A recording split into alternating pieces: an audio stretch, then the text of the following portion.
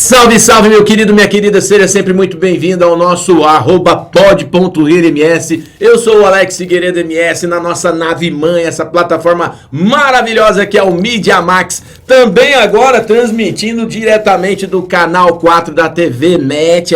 Para você que está aí conectado com a gente, mais uma forma da gente se encontrar, se ver por aqui e sim, né, revelar esses grandes talentos nacionais, regionais e quiçá planetários que estão aqui, ou interplanetários às vezes, não sei, que estão aqui a desfilar no nosso Mato Grosso do Céu, do Sul, sempre trazendo o seu carinho, a sua competência, a sua alegria no nosso momento pod.rirms. Sim, beleza? Então siga a gente, curta todo esse conteúdo, tem o Media Max Play, tem YouTube, Facebook e Spotify, e hoje eu trago aqui o meu parceiro Felipe Silveira. Esse cara que, na minha opinião, ele é o próprio Kikito do MS aqui, um homem que faz muito filme, muito cinema e muito alegremente faz essa participação hoje aqui pra gente. Bom dia, você, boa tarde, boa noite, porque é atemporal.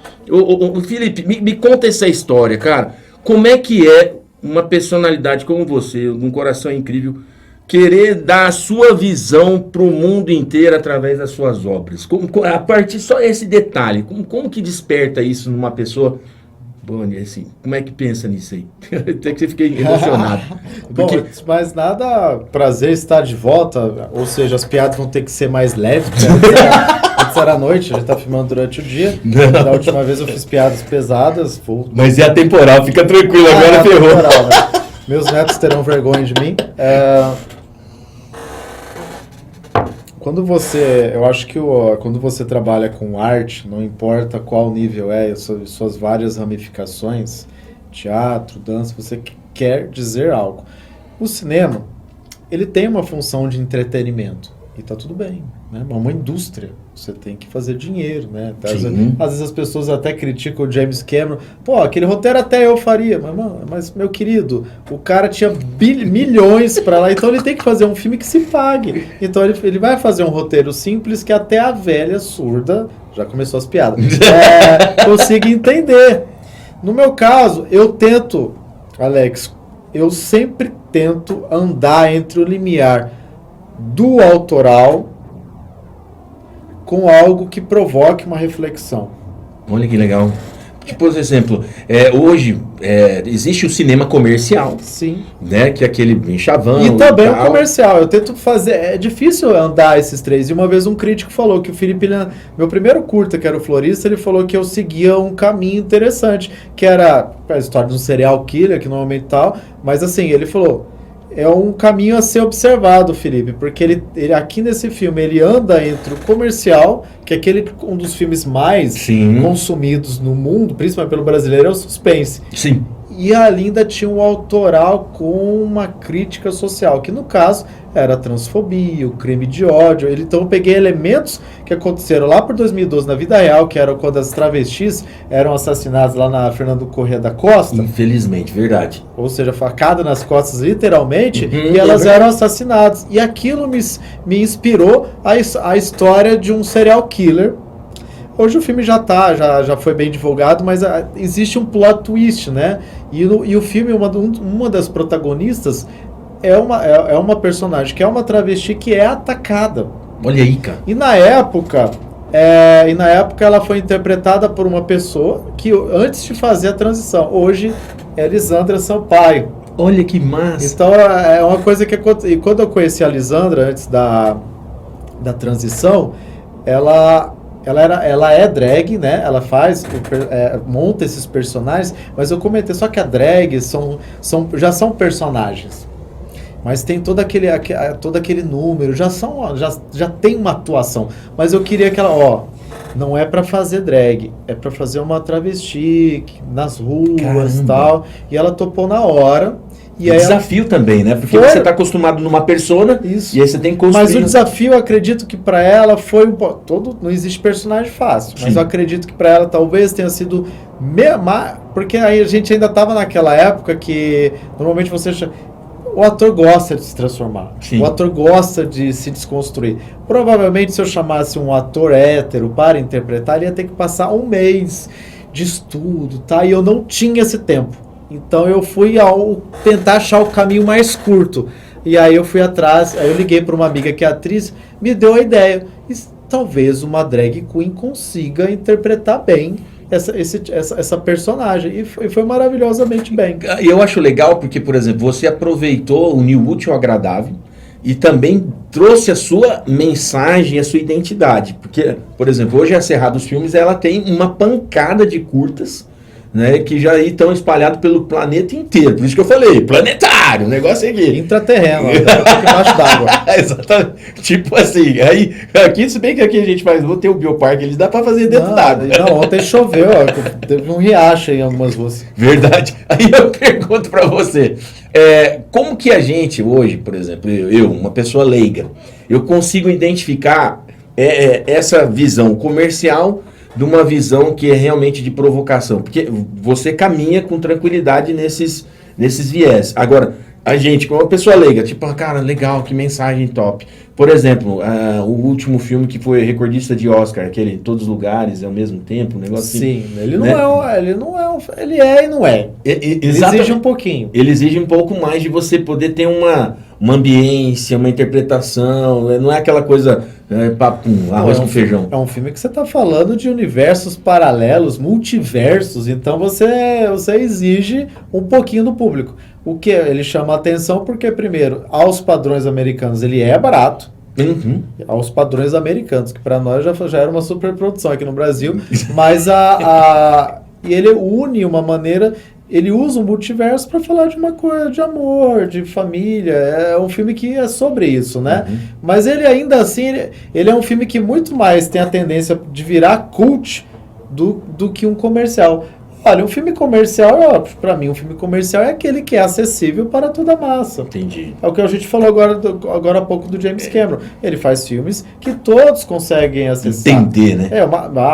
Tipo comédia? Não, nem toda comédia também. Se você assistir um Relato Selvagem da vida, não é um tipo de comédia, nem toda comédia às vezes está ali para ser simplesmente... É que eu acho que às vezes é um filme meramente escapista, um filme leve, sabe? Um romance. Eu acho que ainda assim tem tipo... Mas eu acho que o comercial é isso. É um filme que ele não esconde que ele é. O Mussum Filmes, ele é um filme comercial, ao mesmo tempo que ele apresenta essa figura emblemática da cultura pop, uma criança de 9 anos já sabe quem é o Mussum. O cara já sabe quem é o Mussum. Uhum. Mas o filme é comercial, ele não tem... o que também torna um filme comercial? Uma boa distribuição, um investimento para que ele chegue todo na massa. O filme já começa não sendo comercial a partir do momento que você vê um filme que ele está em poucas salas, ou ele já vai direto para o streaming, né? Então ele não vem direto com um trabalho de marketing forte, de distribuição, para chegar para todo mundo, né? Entendi. Agora, mas tem lá seus filmes assim que são comerciais, que tem ali as suas mensagens, né? Uma crítica, né? Potencial, né? Eu, por exemplo, você, hoje na sua cenografia, né? Cinematografia, perdão. É bom você falar porque eu preciso dessas dicas. Aqui, cenografia. Cenografia, cinematografia. Aí eu pergunto, qual é o teu trabalho que hoje mais caminhou esse nosso mundão aqui? Olha, hoje... Você tem vários, na verdade. Tenho. Esses dias eu acabei fazendo uma constatação muito feliz do meu trabalho, que é no caso da minha produtora, né? Porque a Serra dos Filmes não são só filmes do Felipe. Sim. Existem filmes... Olha, forte. A tempestade, o Senhor do Trovão. Ele puxou o freio de mão, porque a corredeira pode levar o gol. Não, a água chegou, gente. Mas eu acredito que tá... Mas o que eu acho? Desde que eu comecei lá em 2012, quando eu falo não é só o Felipe, mas ele também produz, né? Por exemplo, só esse mês, de novembro até dezembro, eu já tive 4 exibições pelo Brasil. Ô, louco. Tipo, agora aqui, em Bonito. Recentemente teve um festival em Bonito, um filme que eu coproduzi, fui produtor associado, que é De Tanto Olhar o Céu, Gastei Meus Olhos, foi exibido lá. Ao mesmo tempo, uma mostra de filmes que tem poesia em seu cerne, porque eu dirigi juntamente com a Larissa Neves um curta-metragem chamado Retrato do Artista Quanto Coisa, que é uma homenagem do universo do Manuel de Barros, mas que eu faço uma fusão com o meu próprio universo. É um poema que já existe do Manuel, e eu pego e eu levo ele para o meu universo, do personagem, eu fiz um mix ali. Que massa, cara. E aí, o que aconteceu? Esse filme foi selecionado, ele foi exibido no MAM, no Museu de Arte Moderna no Rio. E aí, agora, nesse fim de semana, ele foi exibido também na Festa Literária Internacional de Paraty. Então, é um evento literário muito famoso no Brasil. E agora, semana que vem, a gente vai ser exibido na 6ª Mostra de Cinema de Fama, que é uma cidade, já é uma mostra que já está ficando bastante forte no sul de Minas. Olha que legal. Então, já são 4 exibições em pouco tempo. E aí eu acabei fazendo a constatação que hoje eu sou o campograndense que mais fez filmes rodarem atualmente pelo Brasil e no mundo. Não tem outros? Claro que tem outros. Mas estando em Campo Grande, vendo aqui no Mato Grosso do Céu do Sul... eu acredito que sou o único. Tem outros realizadores? Claro que tem, mas eles não estão aqui, ou eles não nasceram aqui. Tem gente que nasceu em Guialopes, tem gente que morou em Dourados, mas Campo Grande, atualmente, eu fiz a contabilidade, eu sou o que mais faz, né? Por exemplo, existe uma coisa interessante, que é uma coisa é você realizar um filme. Eu sempre falo isso. Filme não é para ficar guardado. Sim. Eu vou até onde tá. Eu espremo o filme. Isso é importante dar uma reforçada, porque para você, por exemplo, entregar esse filme, tem gente que acha assim, fiz o filme e ele sai correndo sozinho. É igual panfleto, né? E na verdade não. Nem panfleto, precisa do velhinho. Ali na esquininha. A placa, né? Bate baixo o vidro e soca lá na chuva. E aí eu pergunto, como que é esse desafio? Porque você, por exemplo, você vai lá, às vezes você tem que fazer um investimento. Inscrições. Tem uma burocracia. Isso que a gente chama de economia criativa. Porque às vezes você precisa de alguns editais. Por exemplo, agora está vindo o Paulo Gustavo, né? Para realmente dar essa reforçada, para você poder ser empreendedor nessa arte, né? Porque às vezes as pessoas elas acham que assim, não, é só fazer um filme lá e acabou. Não é bem essa pegada. Não é. Fazer um filme é um exercício diário. O filme começa na pré, tem a pró, tem a pós e tem a distribuição. É extremamente importante, não importa fazer o filme e você não saber o que vai fazer com ele. Mas ao mesmo tempo é muito subjetivo. Né? Você não tem um segredo de como o filme vai reagir. Não dá. Não tem, é um segredo, por exemplo. Só que é o seguinte, eu sempre digo que é muito lindo fazer cinema. Mas quando o filme encontra o público, o trabalho que também vem por trás, porque às vezes, o trabalho do... Não, o trabalho do Felipe tem uma galera toda junto com ele. É um filme divulgando todo o trabalho daquela economia criativa que você falou, porque o cinema é a arte que não se faz sozinho, é uma arte que demanda uma extrema e vasta, né, gama de profissionais. Então são mais de 100 tipos de profissionais. A gente aqui às vezes no curso tem que se dividir entre atividades, porque às vezes você não tem investimento para ter às vezes a melhor possibilidade, mas são muitos profissionais. Então você está levando também a assinatura e o trabalho de todas essas pessoas com você. E aí o que acontece? Não existe um segredo, porque cara, por exemplo, tinha um festival que eu sempre quis participar no Brasil, que é um festival que eu sempre ia como espectador, que era o Festival Internacional de Cinema de São Paulo, curta aqui no Fórum. Eu morei 11 anos em São Paulo, então eu sempre ia nesse festival. Quando eu me torno realizador... De consumidora realizador. Eu fiz o Florista, fiz o Vampiros, fiz o Irmãos de Alma, fiz outros filmes. Se bem que o De Tanto Olhar o Céu foi pra lá, mas não era a minha direção, era a produção. E aí o que aconteceu? Tinha um lá, eu queria participar.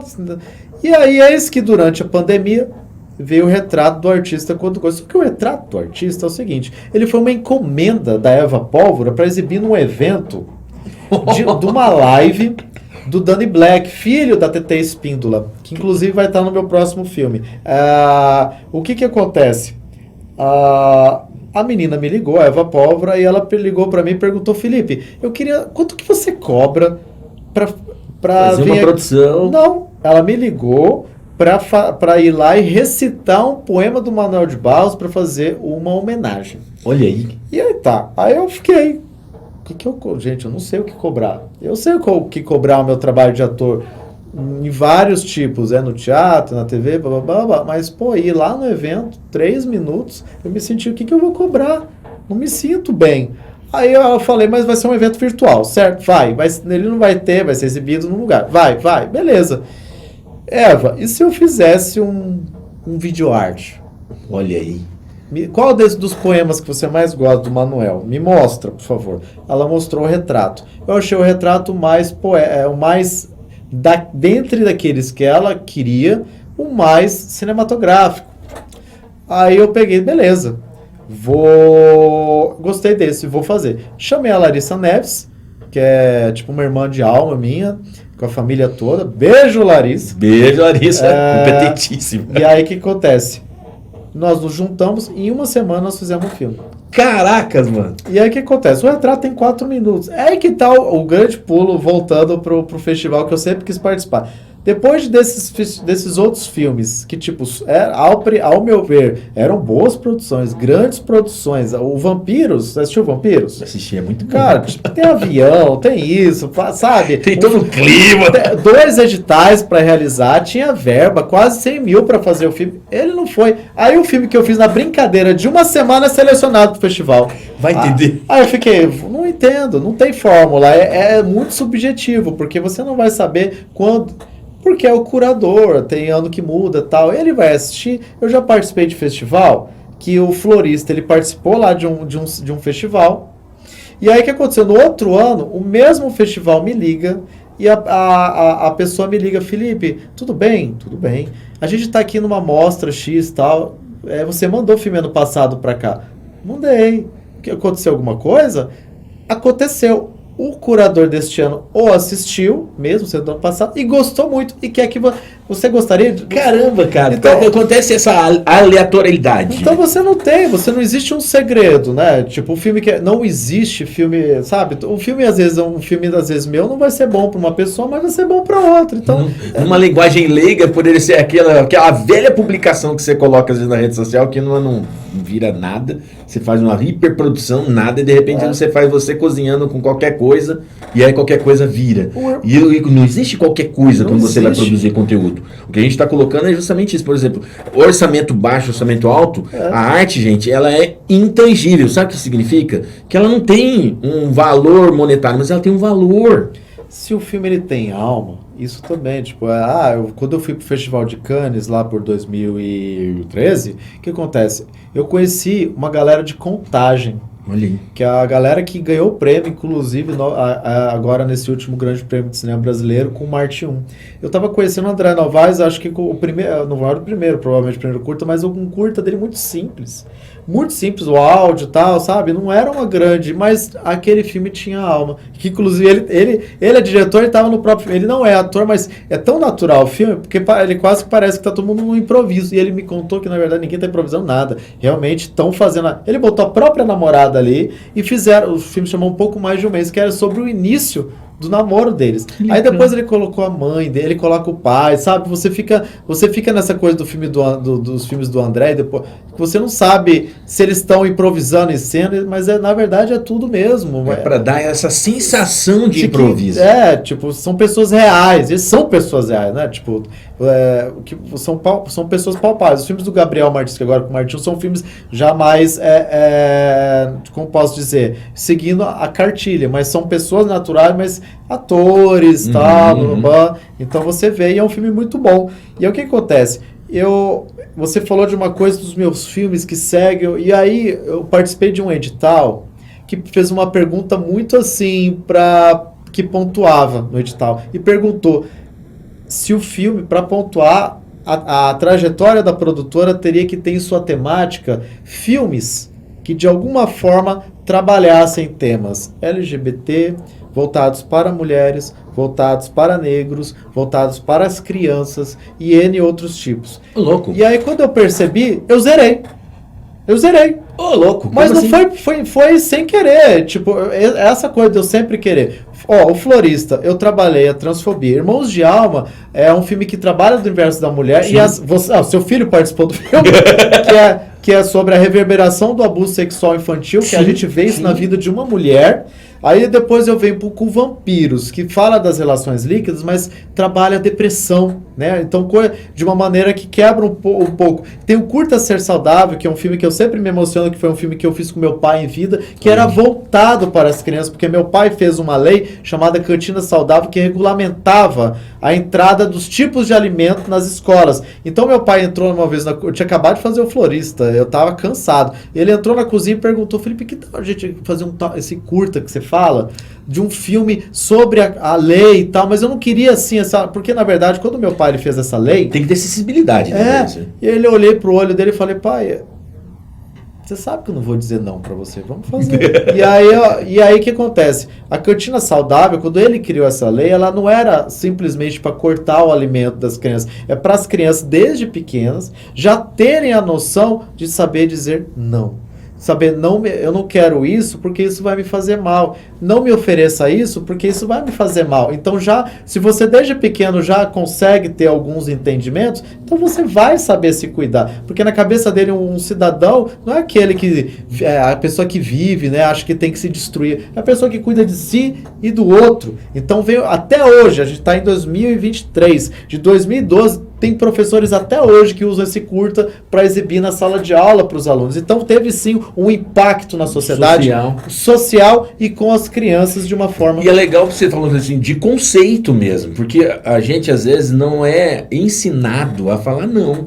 E aí quando você não tem noção do que vai para dentro do seu corpo, você começa a aceitar qualquer coisa. E não é só comida, às vezes é droga, às vezes é uma informação errada, né? Justamente às vezes uma provocação cultural que você vai poder levar para frente sem achar que realmente é tua. Você se apropria de uma coisa que não é tua porque você não sabe falar não. E o pai manda falar assim porque não tem tempo, não quer problema qualquer. Então toma. Não, vai assistir isso aqui, não quero nem ver. Agora existe um desligamento social das crianças e elas estão perdendo estímulo. Olha aí. Pega, desde pequeno, você já sobe numa árvore para pegar, pulava num rio. Um médico esses dias falou para uma pessoa conhecida minha que hoje as pessoas têm que limpar mais o ouvido, porque antigamente você entrava na água, você ia no rio, ia tal. Então isso naturalmente limpava. A natureza ajudava a limpar. Hoje as pessoas... Olha onde eu fui parar, né? Porque as pessoas não têm mais a ajuda da natureza para poder... As pessoas estão perdendo... minha avó... Aliança, vai chover, minha aliança não está saindo. O ser humano está perdendo a sua harmonia com o mundo. E aí você fica com esse negócio, a natureza, sabe? Tá vindo tsunami, o pássaro já sabe, o elefante já sabe. Tá vindo, tá todo mundo parado, você sabe, morre afogado. Olha, que ondão legal, vamos filmar. Aí quando você olha, tá lá, o elefante aí, vazou, meu. Exatamente. E aí teve o filme de tanto olhar o céu, gastei meus olhos, que eu produzi, é um elenco totalmente formado por elencos de pessoas negras, com narrativas de pessoas negras, numa realidade periférica que Campo Grande, porque você pensa Mato Grosso do Sul, é sertaneja? Não, vai para uma realidade do funk, do rap, das danças urbanas, dos titanzeiros, né? Então o filme trabalha essa narrativa, inclusive foi material de estudo de pessoas fora, porque é um filme que usou o protagonismo negro. E aí vem o ano que vem tem mais, que é um filme que eu fiz com a Marinette Pinheiro, que resgata, é um filme super plural, porque os protagonistas são negros, LGBTs e idosos. Por que idosos? Porque a era de ouro do carnaval foi lá da década de 70 e 80, quase no começo de novembro. É legal você provocar isso através dessa obra, né, mesmo? A galera se emocionou tanto porque, primeiro, a maioria das escolas de samba de Campo Grande são de bairros periféricos. Vila Carvalho, Aero Rancho e vários outros, né? Igrejinha, fica lá, Igrejinha, o Zé Abrão. E eles se apaixonaram tanto pelo trabalho que a Liga das Escolas de Samba homenageou a Marinette e o Israel. Que legal. Entregaram uma homenagem para nós. Aí você vai me dizer, isso é ou não é um impacto, né, essas temas. Nunca fui atrás disso. As coisas vêm. Eu nunca parei para falar, não, vou fazer um filme sobre pessoas assim, assado, porque aí a gente vai para um momento muito interessante. Uma coisa é você promover uma causa. Outra coisa é você usar uma causa para se promover. Isso é muito diferente. E é uma linha tênue, porque às vezes as pessoas não conseguem identificar isso. E às vezes acham, e vem aquele julgamento que hoje em dia a moda é ser cancelado em tudo quanto é coisa. O cara tá lá, o Felipe tá se aproveitando do processo para se promover na sua arte. Pelo contrário. Eu acho que você, como a sua obra, para quem tá vendo, vai lá ver no YouTube, então procura mesmo, você vai ver que é o natural dos processos. Aí eu pergunto hoje, você com uma pessoa dessa visão, como que faz para romper pela sua arte, né? Como é que a gente consegue romper isso nos dias de hoje? Porque hoje em dia tá tudo assim, né? Qualquer coisa que você fala, cancelou. Não, às vezes eu, por exemplo, na arte do stand-up é complicado. Você fala uma frase e o cara fala, você tá fazendo piada com a gente, e aí você é um capacitista, então você é um preconceituoso, então você estabelece outro vínculo diferente que não é o da alegria. E é complicado isso, né? Eu uso, primeiro que é uma coisa meu pai falava uma coisa, você às vezes tem que ciscar para fora e ciscar para dentro. Aí. E aí o que acontece? O que é o ciscar para dentro? Quando eu falei, você usa a causa, mas você usa... Eu não estou usando, porque eu também estou aplicando isso na equipe de... Tá, o Felipe fala dessas causas. E como é que é do lado de trás das câmeras? Então, do lado de trás, tem sempre pessoas negras comigo, tem sempre pessoas LGBT trabalhando comigo, minhas equipes sempre foram plurais. Então, é uma coisa que eu levo. Eu quero, por exemplo, agora, eu vou estar participando da Lei Paulo Gustavo para poder finalizar meu primeiro longa-metragem. Senhor, olha aí, ó. Glória. Um beijo também pro Fábio Flecha, a gente já conversou um pouco sobre a questão da Lei Paulo Gustavo. Exato. Porque tem gente que acha que não tem que ter incentivo para economia criativa como existe por outras formas. Mas, gente, o que salvou você na pandemia foi a cultura. O que salvou você de não pirar a sua inteligência emocional foi a cultura. E aí, às vezes, a gente não consegue entender esse processo. As pessoas assistem os filmes e não ficam pros créditos finais, né? Exatamente. Vambora. Só na Disney, porque tem cena pós-crédito, mas Você tinha que fazer cena pós-crédito depois do seu curto, não, cara. Não, vou fazer. Aí fica o mico. Não, mas sabe o que eu falo? Tem filme meu que meus filmes às vezes não acabam. Aquele que a gente fez, tipo, às vezes durante o crédito ainda tô contando. Às vezes de muito sutil. No Florista, lá pro final, ainda sai uma narração em off. Teve uma vez com o Irmãos de Alma, eu fiquei sentado e gravando áudio de crianças num parque, porque o filme é sobre pessoas crianças. E aí eu fiquei gravando as crianças falando. Tem uma menininha que eu gravei aqui, uma voz, não sobe demais na esconder, você vai quebrar o seu pescoço, vai morrer. Essa é a frase que ela fala, e aquilo vai são crianças falando, né? Então, normalmente às vezes eu tenho que separar um valor, inclusive para os animadores ou alguém, porque às vezes meus créditos continuam ainda contando uma história, e não vai ser diferente com esse longa, né? Que se chama Até o Fim, que conta a história de uma escritora que retorna ao Mato Grosso do Sul para reencontrar o pai que está muito doente, isolado em uma fazenda no Pantanal. E nessa fazenda também cuida do pai, o afilhado, que é interpretado pela pessoa quem vos fala. Você o quê? Enganjou nesse projeto, então? Engajei. E aí, essa é a voz dele. E aí o que acontece? Que é o Jorge. E aí, quando ela retorna para lá, então ela pouco a pouco vai se reconectando porque ela ficou muito tempo fora e ela não gosta daquele lugar, porque faz trazer más lembranças, más memórias, e ela ela renega o passado da família dela, porque ela vem de uma família que era escravagista. Eita. E aí Mato Grosso tiveram escravos, mas ainda já era finalzinho, mas não deixaram de existir. Então ela é uma coisa que ela abomina. Então aí a gente vem com esse outro lugar. Agora aí começa a aparecer as coisas, os filmes do Felipe. Os filmes do Felipe são filmes que às vezes ele anda ali, mas tem coisas para serem. Eu quero fazer filmes que eles não sejam entregues em 2 meses. Eu quero filmes que sejam debatidos e conversados depois, que ele sempre continue em cartaz, né? Essa obra atemporal que você provoca é o que eu acho interessante, porque ela não trabalha por exemplo, daquele lance do professor, né? Eu achei lindo aquele Cartilha da Vida é um filme que fala de educação, bem voltado para as crianças, né? A importância da educação, né? Foi uma homenagem pro meu pai aquele filme. Ai, que massa. Porque quando acaba o filme e mostra lá, tipo, é o futuro, né? É 25/7, a idade do aniversário do meu pai. Olha que Meu louco. pai ainda estava vivo ainda quando eu fiz, porque não existia pessoa que mais engajava. Ele é conhecido até hoje como o vereador da educação. Ninguém como ele nunca teve. Até aproveito o momento. Meu pai brincava com os funcionários. Ele, no dia que eu for embora, vocês não me colocam em praça, nome de praça, nome de rua.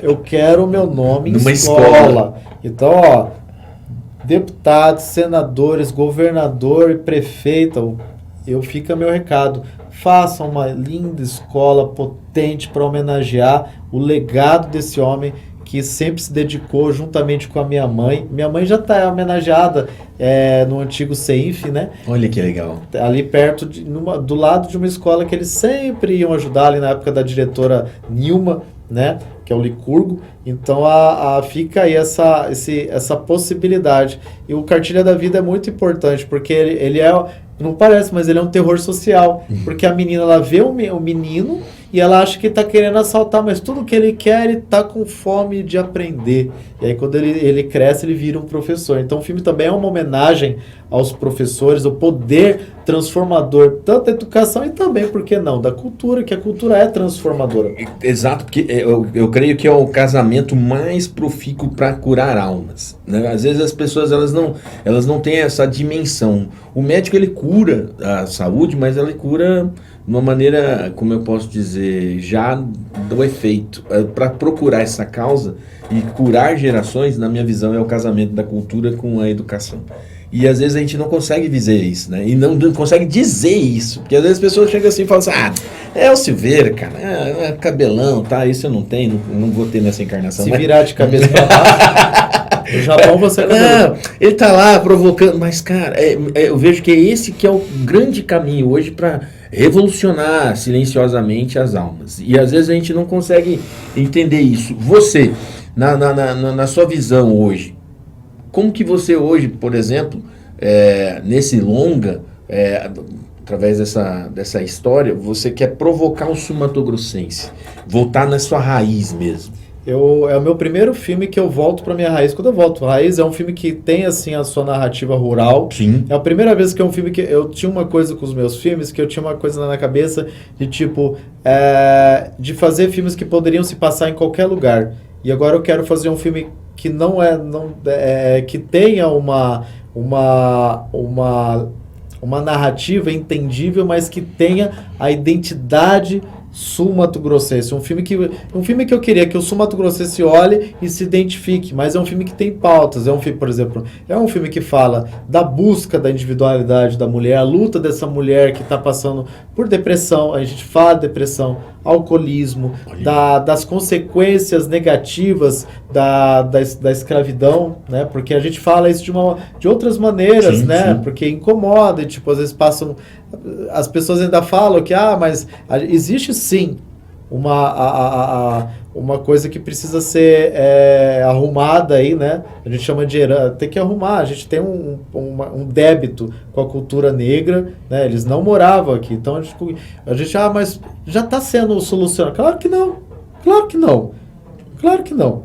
Se você entrar em vários lugares, em reuniões, tudo quantos negros você vê, né? Então, quais são os protagonismos? Por exemplo, nesse meu filme, agora nessa fase que a gente vai entrar na Lei Paulo Gustavo, eu fiquei muito feliz porque eu reparei que eu alcancei a equidade de gênero na produção do meu filme. Olha que massa. Que é uma coisa que está extremamente debatida no audiovisual, porque sempre são homens diretores, homens em posições protagonistas. Colocam sempre a mulher para ser a maquiadora, a mulher para ser a produtora, a mulher, sabe? Não. por exemplo, eu fechei com uma mulher que comanda uma das grandes finalizadoras de filmes no Brasil, uma mulher que comanda uma das principais empresas de trailer no Brasil, a Cíntia, atriz, TT Espíndola e Marta Cel estarão somando na trilha sonora. Então são filmes que eu fui chamando mulher, e aí quando eu percebi um número X de mulheres aqui e um número X de homens representando a empresa aqui, empatou. Caramba, cara. E eu falei... E foi algo orgânico.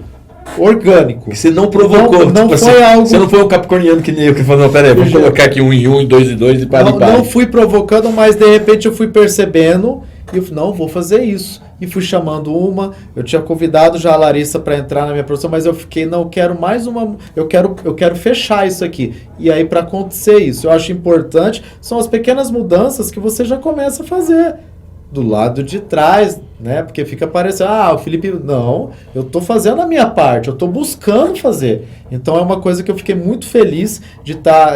E pessoa, por exemplo, o Romário Amorim, que eu até falei para você chamar ele para bater um papo. Tá convidado, hein? Vai vir aqui, hein? Vai vir aqui. Quando vem? Se Deus quiser, eu quero ver esse ano ainda, hein? Tem que vir. O Romário, ele vai fazer a composição da minha trilha sonora. Toca de tudo, cara. O talento danado. Negro Retinto vai comandar, a Marta Cel ali, tem várias pessoas assim... protagonistas, né, mulheres que estão em empresas que são famosas. Então não é uma coisa, eu vou chamar, não, eu quero pessoas em posições protagonistas dessa produção audiovisual. É a maneira que eu tenho de poder somar com a sociedade artística do Mato Grosso do Sul. Então é uma coisa que eu estou tentando fazer devagarinho. E é um filme que aborda várias temáticas e sem deixar do lado comercial, lógico. É um filme que tem suspense, é um filme que tem dramão, é um filme que tem natureza, aventura, olha, suspensezinho básico. Você está muito louca, mas só não vai ter isso. Mas assim, é um filme bem intenso. A Cíntia, que é a atriz do filme, ela fala que o filme, ele é tipo as águas do Pantanal. Ele demora para engatar, desculpa, gente. Ele vai, mas quando ele cai, é tudo de uma vez. O filme meio que ele vira. Porque tem uma coisa que nos meus filmes tem, que é esse flerte com os outros gêneros do filme dentro de um gênero só. Então o meu filme tem drama, mas às vezes tem uma homenagem a faroeste, tem um flerte com suspense, tem momentos sobrenaturais que pode ser ou não pode ser. Sim, é verdade. Então são coisas que acontecem. Eu gosto de fazer. Teve aquele filme chamado Parasitas, ou até mesmo do Kleber, né? Bacurau, que são filmes que meio que flertam, são rapidão, assim. E aí eu falei, eu já tava fazendo isso, não antes dele, mas assim, o Florista faz isso. Sim. O Florista é uma concha de retalhos. Tipo, o primeiro ato do Florista é uma homenagem inteira ao anime. Olha aí, cara. Porque, quem que qual que é o desenho que tem o personagem que usa flores pra matar alguém? Lembra do desenho? Não lembra? Ficou louco, mano. Lembra? Era um anime. 2, aliás. Que era o Cavaleiros do Zodíaco, né? Que era o Afrodite. E o Yu Yu Hakusho, que era o Kurama.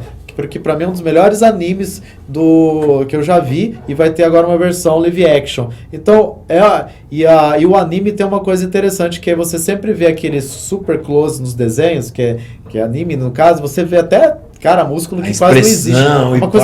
É uma coisa meio sádica, uma coisa meio safada. Você vê os personagens não são má, mas tipo, você vê uma malícia nesses desenhos, né? Até o Goku, né? Você vê lá o Dragon Ball Z, né? E aí o que acontece? O primeiro ato do filme, ele é todo... às vezes não é perceptível, mas pra mim foi uma referência aos animes que eu assistia. Tem um momento que tá lá o Florista, ele olha pro skinhead, aí divide a tela, né? Que desenho... Faroeste faz isso. Eu falei, é isso, mas quem vê a abertura do Florista é toda baseada nas animações e aberturas do filme do Hitchcock, que era o Saul Bass, que fazia a arte gráfica, né? Então uma coisa é, tipo, igual o Tarantino ele bebe, mas, tipo, eu jamais quero ser, só o Tarantino sabe fazer bem aquilo. O problema é que muita gente quer fazer igual o Tarantino, mas sendo que só ele faz bem o que ele faz. Mas são essas referências, essas homenagens, e meus filmes normalmente fazem isso.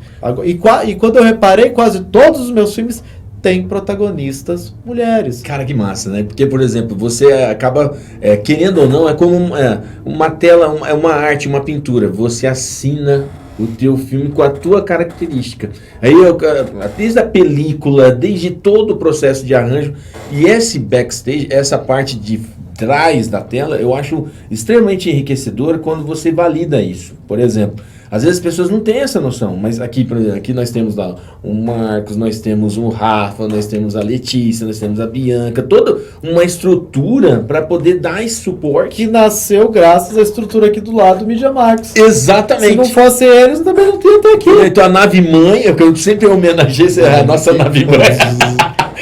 É justamente disso aqui. Positivo, perdão, mas Deus livre. Você fica imaginando aqui agora, cara. Imagina só aquele disco voador. Ela vai posar na minha cara. Que era o Sérgio Malandro cantando, né? Depois você, Lua de Cristal. E eu vejo assim, por exemplo, agora, você que está disputando, participando de vários festivais, o cinema sumatogrossense, ele tem uma vida própria? A gente está atravessando por agora os festivais de cinema. Eles estão. Agora eu vou participar agora nesse próximo festival lá no sul de Minas. E a ideia dele era realmente fazer já um festival descentralizado. Se você assistir os filmes de Pernambuco, que está ali com Kleber e outros. O Hilton Lacerda e outros diretores, você consegue perceber o DNA de um filme nordestino, de um filme sudestino, como alguns falam, filmes do sul, né? Você assiste um filme do sul, aí você assiste do norte. Os filmes do norte são bem interessantes, o que o Sérgio faz, que e ele faz uma coisa interessante. Os filmes do Sérgio viajam muito, Sérgio Andrade, acho que é o nome, e que é buscar levar os personagens indígenas para um lugar que é pouco tirar essa coisa, esse estereótipo, mas ao mesmo tempo mostrar a cultura. Mas como assim, Felipe? Pô, às vezes você vê um índio ali na cidade fazendo o seu trabalho, tem os dramas que ele deve usar, ele usa nos filmes, aí ele vai visitar a avó, por exemplo. Cadê a avó dele? Onde a avó dele está? Às vezes está na tribo. Está na tribo ainda. Então você faz esse choque. Então ele sai da urbanidade, vai visitar a avó. Então, faz esse caminho. Faz esse caminho. Uma vez eu fiz um filme que era chamado Vampiros, e aí eu tenho um diretor aqui do Mato Grosso do Sul, nasceu aqui, que é o Joel Pizzini, e aí eu mostrei o filme meu, o Vampiros, para ele. E eu perguntei se ele teria chance em Berlim. O Pizzini assistiu o filme e ele falou: Felipe, bacana o filme, mas acho muito difícil ele participar de Berlim. Olha aí. Por quê? Porque ele falou, porque é uma história que poderia se passar lá. Os filmes de festivais internacionais, eles esperam do Brasil, assim como de qualquer outro país, sua brasilidade, o inigualável. Olha aí. Então, quando você vai assistir um filme, se você assiste, por que agora o streaming é tão instigante? Por que sei lá, vamos brincar aqui, a gente for longe, por que a Rede Globo não está mais fechando com atores agora só por longa data? Por quê? Acho que a Globo percebeu uma coisa com o streaming, que não são mais os rostos que atraem as pessoas. É a história, né? São as histórias, como eu sempre acho que deveria. O ator, um diretor amigo meu falava, o ator nunca pode ser maior que a peça. E não pode ser maior que o espetáculo. A história tem que ser mais forte que ele. E aí, o que acontece? A avó de uma amiga minha, da Larissa, ela está viciada em streaming, em dorama. Está no streaming. Sim. A senhorinha está viciada nesses filmes, séries coreanas. Olha aí. Por quê? Tem pessoas que querem ver série. Como é que é a realidade, narrativas de lugares que você desconhece? Ou que você nunca vai viajar, nunca vai vir. E o streaming possibilitou isso, porque nós somos uma realidade que estamos... Cara, eu adoro ver filme de super-herói, eu adoro ver filme americano, para as estruturas, o escapismo que às vezes provoca. Acabei de assistir um filme incrível do Scorsese, aula de cinema. Tem gente, eu dormi ruim. Cara, é porque você não viu. Você foi lá só de corpo e alma, não. Não, mas às vezes o filme, ele realmente, as pessoas, realmente os filmes estão mais longos, graças a Deus, porque meus curtas são longos. E aí, agora posso fazer um filme longo. E aí, Vai vir Napoleão aí com 4 horas de duração. Não, quando for pra Apple, que é uma produção da Apple, ele vai ter 4 horas. Então, cara, quem quer... Pra mim, se o filme é bom, pode ter 5 horas. Você não assiste uma série de 12 horas? Sim. Qual que é a diferença de você ver um filme e matar? Uma série, hoje você vai. Eu maratonei uma série hoje. Mas você maratonou Stranger Things? E você achou ruim ver um filme de 3 horas? Credo, porque eu tive que parar e ir lá pegar a pipoca e voltar. Agora no capítulo é mais fácil, aproxima a novela. Não é essa pegada. É essa cultura. Então aí o streaming democratizou e agora está mostrando essas várias narrativas, inclusive possibilidades de coprodução. Daqui a pouco a gente vai ver filmes que tem atores brasileiros e às vezes passando em outro país.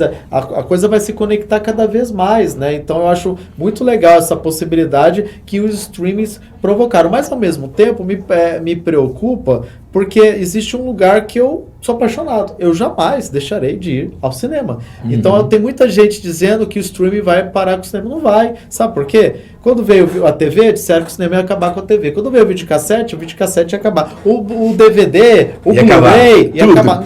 O cinema não se acaba. O que pode acontecer, e que eu estou vendo que está acontecendo, é que os filmes que têm, às vezes, uma história mais intimista, tal, eles acabam não indo mais para o cinema e indo para o streaming. E os filmes que estão indo para o cinema são os filmes arrasa quarteirões, que tem efeito especial, som, papapá. Então eles acabam indo para... São os filmes espetáculos, né?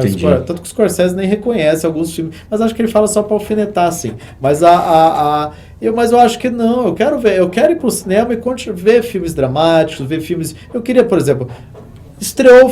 Eu não vi o filme do Mussum. Olha aí. Um filme que teve uma distribuição, assim, que você viu que teve investimento, sim, mas o filme já saiu de cartaz aqui em Campo Grande. Olha aí. Não consegui ver. Caramba. Então, uma coisa que precisa urgentemente ser consertada é a distribuição brasileira que tem que ter nos nossos cinemas. A gente precisa de filmes nacionais que eles fiquem mais tempo. A Argentina, quando eu fui para Buenos Aires uma vez, sem brincadeira, Alex, era meia-noite. Vou falar de novo. Meia-noite. Eu vi uma fila cruzar e fazer a curva no quarteirão. Era o público indo ver uma peça de teatro. Importante você dedicar essa questão nesse sentido. O que acontece? Algumas legislações ainda aqui no Brasil, elas permanecem do tempo da pandemia. E às vezes você não consegue ter uma autorização para abrir uma sessão à meia-noite. Às vezes você não consegue, principalmente teatro. Não, e olha que o nosso teatro tá lá no Glaucio Rocha. Tipo, eu vou acordar o Coati? E às vezes, por exemplo... A estrutura não quer pagar o segurança, né? É isso. Então, às vezes, essa é uma provocação importante, porque falta palco pra gente. Hoje, aqui no estado do Mato Grosso do Sul, falta palco. E sala. Falta sala de cinema. Aí você fala, mas e as salas que estão aí? Elas não podem perdurar mais tempo? Podem. Mas e é por esse motivo que, às vezes, a gente provoca esse tipo de reflexão. Porque é interessante você falar, cara, um filme que teve uma distribuição gigante... Tá tudo lá. Por que não pode deixar uma sessão extra? Por exemplo, se tivesse um cinema de rua, que eu acho que tem que voltar urgentemente, eu tenho certeza que teria uma sala para estar o Mussum lá. Porque as salas as salas de multiplex, né, são as de grandes franquias, são filmes toda hora de grande rotatividade. Agora tem a luta pela cota, né, dos filmes. Mas assim, eu acho importante, né, mas eu acho que é muito fácil você jogar a culpa nos multiplex, porque eles são franquias de lá de fora. Eles decidiram tudo isso há um ano antes de todos os filmes que eles vão exibir. Antes da gente perceber que estava decidido. Existe um evento CinemaCon, eu acho que são exibidos filmes negociados dos filmes que vão ser, e as grandes franquias já negociam, então eles vão exibir. É importante, sim, mas a gente não pode deixar de matar os nossos cinemas. Na Argentina, você negocia, se eu não me engano, com o dono do cinema. Olha isso.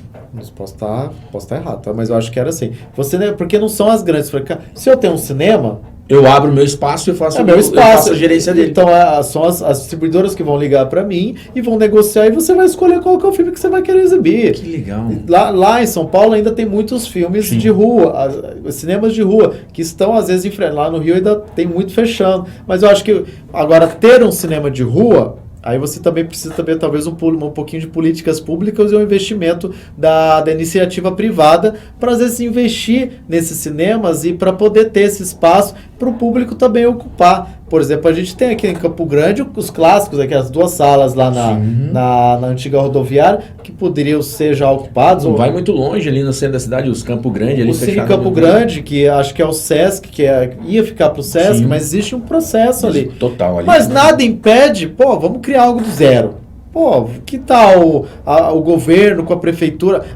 Um abraço também para a fundação, porque o Edu está querendo renovar o Museu de Imagem e Som MIS e vai tá querendo dar essa vocação, reformar e trazer uma nova, de fazer ali uma nova estrutura. Mas eu gosto da possibilidade de provocar e ter uma sala, né? O antigo Paço, né? Que agora tá lá para reformar. Por que ele não poderia ser um cine-teatro? Cara, você faz o limão, a limonada, vai ter a sala, já instala a tela lá. E acabou. É bonito você falar, porque, por exemplo, às vezes uma produção de cinema, você que está aí em casa, às vezes você não tem a dimensão do valor que ele é, para deixar engavetado e ir lá a perder de vista. Né? Às vezes você vai fazer um investimento aí de 300, 400, R$1 milhão e não é nada, tá, gente? Para cinema, não é nada, pagar todas as minhas contas. Eu entendo você. Mas a sua conta, mas tem um monte de conta para pagar. Mas e de quem está vivendo dessa arte, de quem está promovendo essa arte, de quem está entregando essa arte, é pouco. Às vezes você tem a gente já entrevistou algumas pessoas aqui que elas fizeram cenografia e ganharam R$75 um lanche estragado para fazer um capítulo de novela, entendeu? Então, são coisas que vão acontecendo para você ter a noção do que é isso. E às vezes a gente precisa ter mais entrega, mais tempo de entrega. Mais tempo de entrega, por exemplo, quando existe umas coisas nos editais que eles dão um prazo para entregar, é um longa-metragem. Um longa-metragem é uns 3 anos para terminar o filme. Porque até a parte de captar e tudo mais, esse é um filme que eu fiz. Tipo, o meu filme é uma coisa interessante. Esse é um filme que foi idealizado em 2018. Caraca, mano. E aí eu tive que enfrentar pandemia, guerra, a lei, a antiga gestão, o presidente, ele revogou a lei do audiovisual, então eu fiquei quase 8 meses esperando, ou até achando que a lei não ia mais voltar para poder captar com as empresas. Aí volta dos momentos, você tem que esperar o elenco e todo mundo para refazer a agenda dessas pessoas. Então, esse foi um projeto que enfrentou muitas adversidades. Aí não acabou. Aí quando eu comecei finalmente a gravar, esse ano, que eu comecei no começo desse ano, o que aconteceu esse ano? Choveu de dezembro até abril. Você tinha que ficar... quando você vai lá, tem um pouco de fumaça. Gente, não tinha o que fazer. Você tinha que ficar parado esperando a chuva diminuir, porque você vai fazer o filme todo dublado. Não dá. Aí você tinha que esperar, porque não tinha... E aí você não tem o que fazer. E agora eu tive que pedir o que acontece. Pedir um redimensionamento para a Ancine. Por quê? Porque o filme que foi idealizado lá em 2018, e aí você começa a filmar em 2023... Vai vencendo prazo. Não, vai ser prazo não. O orçamento está defasado. Cara, é verdade. Além disso, o dinheiro da comida não é o mesmo, da gasolina não é o mesmo, os cachês não são o mesmo, tudo mudou. Então eu tinha valores captados para fazer a produção. Eu fiquei sem o valor para pós-produção. E assim nasce a Lei Paulo Gustavo, para poder vir e fomentar e ajudar as produções e os profissionais que foram extremamente lesados durante a pandemia, que possam reverter esse processo, finalizar suas obras, suas produções, suas ramificações artísticas no teatro, na dança, porque essas pessoas sofreram. Minha produção ficou travada, sofreu consequências, adversidades. Aí o que você faz? Vem essa lei para poder ajudar. Eu acho que fica até esse meu desejo, para que os pareceristas, quando analisarem os projetos... Vejam essa possibilidade. Essa realidade. Ver os projetos que realmente foram lesados pela pandemia e não o projeto, que às vezes teve gente que teve uma ideia agora. Não pode esquecer dos projetos, porque assim, se eu for parecerista e eu prefiro ver o filme pronto, né? Do que um novo, tal. Aquela situação igual a obra pública. Você vê uma obra que tá lá, olha, esse viaduto aqui tá... Essa obra é da prefeitura, ela não é do prefeito X, do governador. Exato. Boa. Exatamente. Essa obra, ela precisa ser finalizada. Esse filme, ele teve incentivo público, fomentos, inclusive fica aqui meu agradecimento profundo para as empresas que acreditaram por exemplo, o FEMIC por meio da prefeitura, o FIC pelo governo do estado, o Grupo Pereira, a Energisa e a MS Gás, que estão apoiando o projeto por meio da iniciativa privada. E agora a gente vai para a Lei Paulo Gustavo, né? E agora a gente vai tentar, aqui no município, o que acontece? Eu vou tentar fazer essas captações. Sim. No município, a priori, estou classificado, mas ainda assim não mato o filme, porque, por exemplo, sem brincadeira, só a produção de uma música, meu filme já tem umas participações, vai ter o Geraldo Spíndola, vai fazer a composição de uma música especialmente para o filme. Olha que legal. E todo mundo sabe, vai ter 2, 3 músicas do filme. Produção musical é barato ou caro? Caríssimo.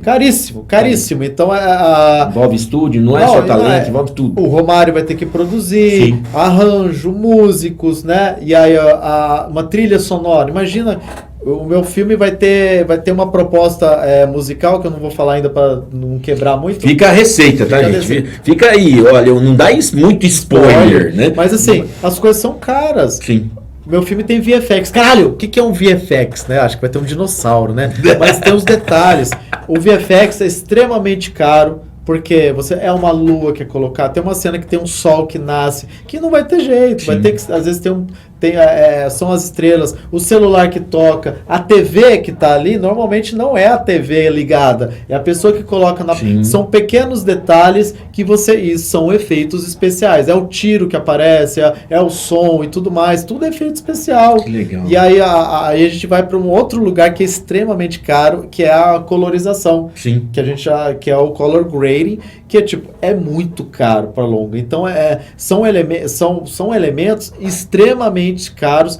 A produção é cara, mas a pós-produção é muito mais cara. E hoje está mais cara ainda. E o que eu não encontrar aqui no Mato Grosso, o que você faz? Importar. Você tem que finalizar o filme fora. Caramba. Não é muito normal. Na verdade, não é uma coisa fora do comum. Muitos filmes são finalizados em São Paulo e no Rio de Janeiro. As pessoas fazem a produção no local. Aqui vai viajar para poder finalizar. Aí edita na cidade, tal, e leva o filme para ser finalizado. Porque, por exemplo, eu não encontro em Campo Grande um estúdio para fazer um 5.1. Entendi. Eu não encontro em Campo Grande um colorizador, porque aqui tem gente que faz color? Pode ter, mas agora uma pessoa que tem uma máquina, são várias pessoas que se dividem, trabalhando. O filme fica pronto em 30 dias. Olha aí. Olha, gente, nós estamos falando depois de pronto. Filmado. Tá, né? Filmado, pronto, editado, tá perfeito. É só o tratamento para poder entregar. Não, e aí a gente agora vai precisar editais para finalizar. Eu acho de suma importância que tenha vindo esse incentivo. Veio tarde, né? Porque era para a época da pandemia. Sim, a gente já está... Eu não estou falando que a doença foi superada, não. A gente ainda continua tendo momentos... Os efeitos econômicos a gente está vendo. Não, e os surtos, a doença, ela vem e volta. É verdade. Minha namorada teve esses dias Covid. Então a doença ainda existe. Então, não é que ela foi superada. É mais uma doença que existe. Sim. Mas e as consequências, elas perduram. E no audiovisual, por exemplo, perdura, mas as coisas não baixaram o preço. Não vão baixar também. E não vão. E para a gente poder, por exemplo, investir hoje no seu projeto, como que faz, qual que é o expediente, redes sociais, como é que hoje ajudar não, mas investir, as pessoas você ajuda quem precisa, gente, esse aqui é investimento. Um investimento que vai dar uma contrapartida social e fomentar e gerar emprego e renda. Com certeza. Então, assim, o Felipe, redes sociais para a gente poder conversar com esse empregador, com esse CNPJ. Como é que é isso aí, meu irmão? Olha, para acessar e conversar comigo, sou sempre muito acessível. Cerrados Filmes, né? Até aqui no Media Max tem a prima da minha... assistente de produção executiva, e eu fico muito feliz quando eu falo da Aline Rezende, porque ela trabalhava com meu pai em vida, fazia campanha e tudo mais, o marido incrível que é o Mário, são pessoas o marido é da educação e a Aline, ela é avó, só que a Aline e eu, nós temos uma coisa em comum, nós dois somos PCD. Como assim? Eu sou uma pessoa com deficiência, eu sou monocular, eu sou um diretor monocular, sou uma pessoa monocular e eu tenho que enfrentar uma doença sempre, que é estágio crônico, que se chama coreoretinopatia serosa central. É um nome grande. E a Aline, ela tem distonia cervical, olha, ela tem 3 problemas que a classificam, mas a sua energia e força de superar, até o Mário fala que, Felipe, se não fosse esse trabalho que você chamou a Aline, eu não sei o que ia acontecer. A Aline, por exemplo, a Aline, ela me trabalha com o cinema, me ajudando, mas ela não consegue ficar sentada e assistir um filme no cinema. Porque se ela ficar sentada por muito tempo no lugar, ela sente dores. Caramba, então, que profundo isso. Não, então chega a ser uma ironia muito triste. E aí o que acontece? É você transformar isso. E até o edital pergunta, tem temática? Não tem temática. Eu sou PCD. Porque uma pessoa... Imagina um ator, por exemplo, eu estou montando edital. Eu tenho que aumentar o zoom na tela, porque o branco do Windows me incomoda, às vezes, né? Então você tem que... Eu só consigo trabalhar até a noite. Olha aí. Porque já começa... É tipo musculação nos olhos. Sim. Porque é só um olho que presta, então você cansa ele, né? Então eu vou até a noite. E eu sou ator... Até extasiar. Eu vou até... E pensa, um ator que tem que ler texto, decorar.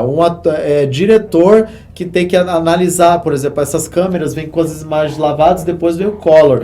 E aí, às vezes, eu tenho que estar com alguém do meu lado. Cara, tá cravado o foco? Tá cravado? Tá, beleza, eu tenho que confiar. Eu vejo ali. Mas, às vezes, o foco é um detalhe. Aí depois vem aqui, porque às vezes você não tá no... Aí quando você vai pra edição, caralho, desfocou. E aí é uma coisa mínima. E também... E outras coisas que é ter uma visão só para uma pessoa que escrever. Eu sou roteirista também. Sim. Imagina escrever coisa com problema visual e ter que lutar a cada sei lá quantos meses, ter que ficar aplicando injeção nos olhos. E a Aline com esse problema. Hoje a gente se uniu e está trabalhando para poder... E mesmo assim fazendo da arte a vida, né? Cara, a vida é a arte. Eu lembro de uma menina... Essa doença que veio assim foi depois do que aconteceu com meus pais. O estresse foi muito grande. É uma doença que veio, ela é oriunda do estresse, ela comete até mais homens. Gerou esse gatilho. Esse gatilho e, tipo, parece que tá desenfreado. E eu sou bem tranquilo, brincalhão, então as pessoas me veem sorrindo, mas eu descobri que dentro de mim o cortisol tá borbulhando. Olha aí, cara. Então, teve uma vez, sem brincadeira, Alex, eu fui tomar... Eu tava tossindo igual um cão velho, eu não parava de tossir. E eu não sarava da gripe. E aí, o que aconteceu? Eu tossi e vomitei. Olha aí. Aí eu falei, cara, eu não aguento mais essa gripe. Aí eu fui para um lugar e eu fui no médico, eu esqueci de falar para ele que eu não posso com corticoide. Caraca! Ele me mandou, eu tava tão assim, você tem algum problema com alguma coisa? Eu não falei. O problema não foi do médico, foi meu. Então aí ele me deu um remédio, tomei um remédio que tinha corticoide, à noite eu não tava enxergando nada. Porque a retina, ela é uma película grudada na coroide, ela é assim. Sim. Eu fui no médico, tava assim. Ei. O preto era o líquido que vazou. Então uma bomba subiu. Eu falei, o médico olhou pra mim, o que adianta? O que te ajuda? Porque eu tava tratando em São Paulo. É um remédio chamado Aelia. Vamos aplicar amanhã. Olha aí. Aí aplicou e baixou. Então eu tenho que estar... Agora eu tô fazendo acupuntura, tô fazendo coisas que para poder me deixar zen, mas não adianta, eu tenho que entregar um filme até o ano que vem. Isso me deixa estressado pra um cacete, porque não é só o meu trabalho, é prestação de contas com a sociedade, dinheiro público. E o compromisso com a sua sociedade. O meu compromisso e o compromisso é, tipo, eu preciso entregar esse negócio. Olha, gente. Que louco, então eu vou entregar. Você vai ficar cego? Você vai se machucar? Não, calma. Mas isso é uma coisa que me consome, é uma preocupação. Isso é importante, então você que está vendo a gente aqui através dessa nave mãe, nosso Media Max, quiser entrar em contato com o Felipe Silveira, procura lá Cerrado dos Filmes, porque ainda dá tempo de você investir na economia criativa do nosso Mato Grosso do Céu, Mato Grosso do Sul, através dessa arte aqui. Exatamente, porque o filme ele está na lei do audiovisual. Olha. Então, como ele está na lei do audiovisual... É possível. Se a empresa tiver um interesse, por exemplo, ainda tem um espaço para a empresa. Uma empresa acho que ainda tem espaço. Se os editais pagarem, porque eu fui contemplado em um, né? Estamos esperando, aí vai ter outro. Se os 2 editais passar, eu bato e vou trabalhar. Mas se uma empresa quiser agora aparecer, ainda pode fazer o seu incentivo, né? Porque a gente está chegando no final do ano, que é quando as empresas procuram incentivos e projetos incentivados. Vai ser recebido com grande prazer. E é isso. Mas e fica essa luta, essa alegria, que é a arte de fazer cinema. A minha amiga falou que ela até falou que eu não deveria procurar nada. Alguém falou para ela que a minha cura é fazer arte. Mas eu não posso exagerar. Eu lembro que eu estava participando de um edital e eu fico tão ansioso que, sem brincadeira, aquilo tá me fazendo mal. Então eu tenho que tomar alguns cuidados. É que eu sou muito sistemático do monte. Eu tô ligado. Eu sem brincadeira. É do pé, cabeça, barba, bigode. Não, se meu projeto puder sair um holograma dele, porque assim, eu quero entregar o meu melhor. Não vai ser o melhor. Meu filme também não vai ser o melhor filme do ano, mas eu vou tentar entregar o meu melhor filme. E sempre, como diz até o filósofo, eu fiz o meu melhor e o meu melhor é esse. Aí a partir dele seguir para outros. Também recebi alguns convites como ator já de projetos que, se porventura forem incentivados e contemplados em editais, já estou no elenco, então fico muito feliz pelo convite. Aí acabar o filme, ficar um pouquinho de leve, atuando de boa. Muito bem, curti o Pantanal. Mas eu estou já escrevendo o meu segundo longa. É um longa de 5 atos e os 3 atos já estão escritos. Falta o 4º ato e o 5º ato. Matou. Terminando esse filme, próximo. Olha aí, e é exatamente isso, galerinha. Assim, eu já quero agradecer de coração. Você sempre está proativo, receptivo. É um grande parceiro que eu levo para a vida. É uma pessoa de uma energia incrível. E para você que está conectado com a gente, redes sociais, Felipe Silveira. Felipe Silveira. Felipe Silveira. Mas profissionalmente não é o Felipe. Cerrados Filmes. Cerrados Filmes. Vai ter embaixo aqui? Não. Vai ter. Vai ter. Ao vivo, gente. Ao vivo. Em cores. Em cores. Qual canal que é? TV. Olha só. Canal 4, TV lá na net. Não é erótico, mas é 4. Pra gente poder se divertir, né, meu irmão? Se divertir, mas hoje foi um pouquinho, acho que teve poucas piadas, mas Mas era necessário a gente ter esse conteúdo, essa provocação, mano, velho. Eu vejo que esse é o caminho.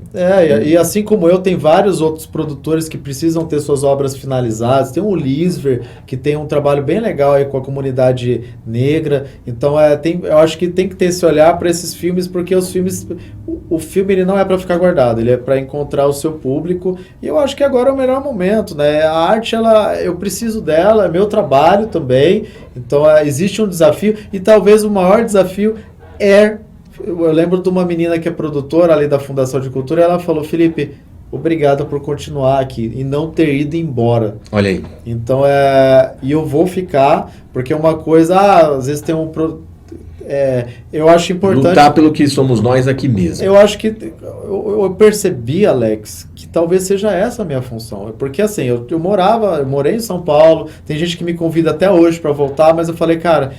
Eu acho que a minha função é estar aqui, fortalecer aqui, e eu quero ficar perto do meu irmão, sabe? Tem hora que eu queria realmente sair daqui. Agora eu tenho uma namorada.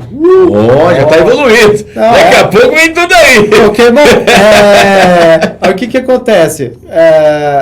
Ela é tímida, ela é da dança, né? Então ela poderia vir aqui, mas pensa numa pessoa extremamente tímida. Não entendo. Mas enfim, tá convidada, viu? Tá convidado, porque você não vem. Exatamente. E para você que tá conectado com a gente, acompanhe esse conteúdo lá nas nossas redes sociais, @MediaMax. Tá no MediaMax Play, também tá na TV e também tá no nosso coração aí no @pod.rirms, beleza? Um beijo pra vocês, Felipe. Gratidão, cara. Primeiro por você existir, né? Segundo por você não desistir. Rimou. Nossa. Então tamo junto aqui. Cola com a gente, acompanha os nossos conteúdos nas nossas redes sociais. Um beijo, se você puder me seguir também, @OalexFigueiredoMS, e a nossa plataforma @pod.rirms no @MediaMax. Um beijo, um abraço pra vocês e até a próxima, se Deus assim permitir. Vai! Olha. Costinha.